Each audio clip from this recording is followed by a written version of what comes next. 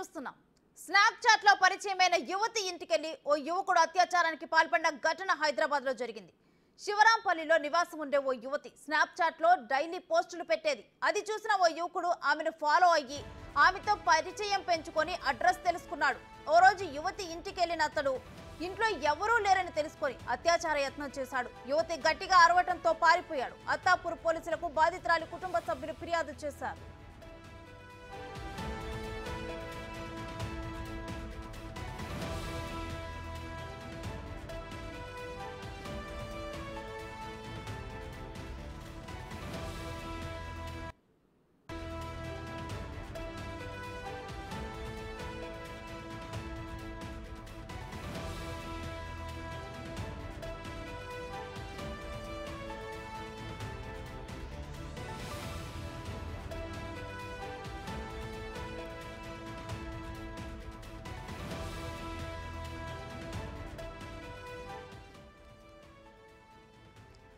Snapchat లో పరిచయమైన యువతి ఇంటికెళ్లి ఓ యువకుడు అత్యాచారానికి పాల్పడిన ఘటన హైదరాబాద్ లో జరిగింది. శివరాంపల్లిలో నివాసం ఉండే ఓ యువతి స్నాప్చాట్ లో డైలీ పోస్టులు పెట్టేది.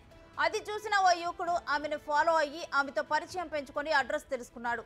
ఓ రోజు యువతి ఇంటికెళ్లిన అతడు ఇంట్లో ఎవరూ లేరని తెలుసుకొని అత్యాచార యత్నం చేశాడు. యువతి గట్టిగా అరవటంతో పారిపోయాడు.